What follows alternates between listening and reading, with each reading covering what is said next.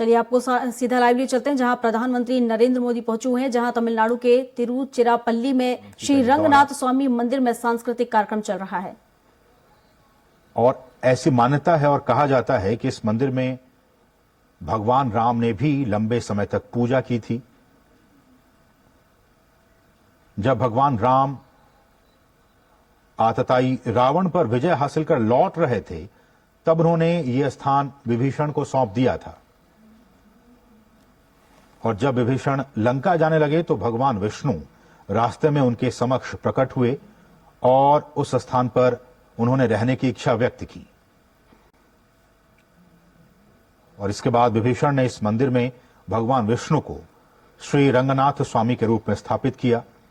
और कहा जाता है कि तभी से भगवान विष्णु यहां वास करते हैं, यहां निवास करते हैं, और इसलिए इसे श्री बैकुंठ धाम भी कहा जाता है।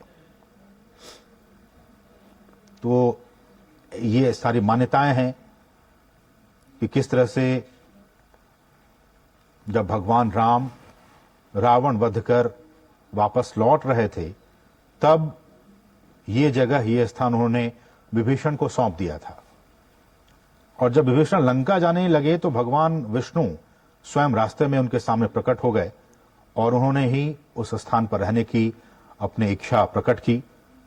और उसके बाद विभीषण ने इस मंदिर में भगवान विष्णु को श्री रंगनाथ स्वामी के रूप में स्थापित किया।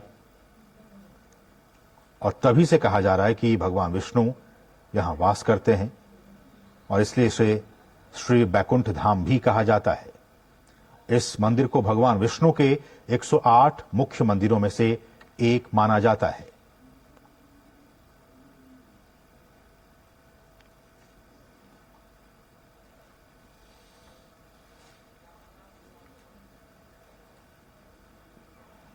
रामनाथ स्वामी मंदिर, और इस मंदिर का उल्लेख संगम युग में भी हमें देखने को मिलता है।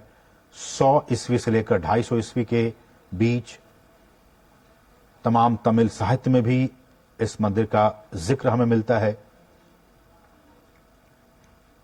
और शिल्पादिकारम, जो कि तमिल साहित्य के 5 श्रेष्ठ महाकाव्यों में से एक है, उसमें भी इस मंदिर का उल्लेख पाया गया है। ऐसी मान्यता है और ऐसा माना जाता है कि इस मंदिर के गर्भगृह को सबसे पहले 817 ईस्वी में हम्बी नाम की एक नर्तकी ने बनवाया था, और फिर सन 894 ईस्वी में गंग वंश के शासक थिरुमलायरा ने इसके निर्माण में सहयोग दिया था। लेकिन जैसा कि हमने आपको बताया कि मंदिर में जो शिलालेख आज की तारीख में मौजूद हैं, उनमें चोल राजवंश, पांड्य राजवंश, होयसला और विजयनगर राजवंशों का उसमें उल्लेख किया गया है। और इस आधार पर यह माना जाता है कि विभिन्न समय काल में विभिन्न राजाओं ने इस मंदिर का पुनरुद्धार किया और इसका विस्तार किया। हालांकि जो पुरातात्विक शिलालेख हैं, उनमें इसे 10वीं सदी का बताया गया है।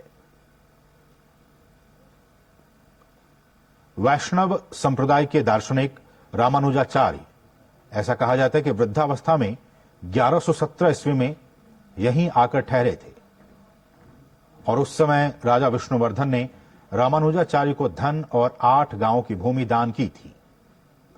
तो ये कुछ ऐसी मान्यताएं हैं जो कि तमाम शिलालेखों के जरिए, पुराणों के जरिए, शास्त्रों के जरिए हमें जानने और समझने को मिलता है।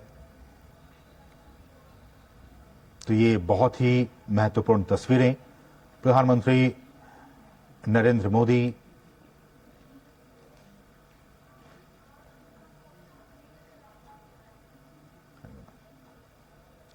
तो ये रंगनाथ मंदिर बहुत ही महत्वपूर्ण ये मंदिर,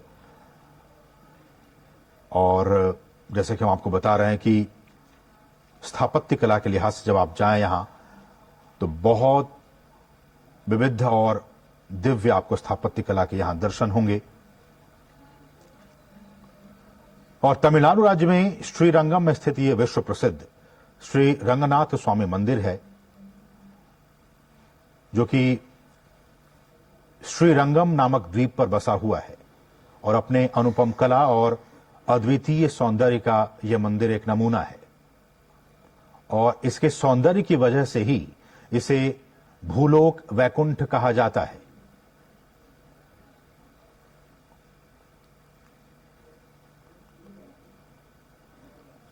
और जैसे कि हम आपको बता रहे हैं कि ये जो मंदिर है वो देश के सबसे विशाल मंदिरों में से एक है और 160 एकड़ से भी ज्यादा क्षेत्रफल में ये फैला हुआ मंदिर है।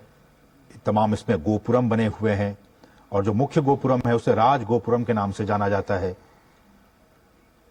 तमिल शैली में आप देख सकते हैं इन तस्वीरों के जरिए बहुत ही खूबसूरत तरीके से तमिल शैली में बना ये मंदिर है। 1000 स्तंभों पर यह बना हुआ है। ग्रेनाइट के पत्थरों से ये तमाम जो स्तंभ है वो बने हुए हैं और विजयनगर काल 1336 से 1565 के बीच इसका निर्माण किया गया था।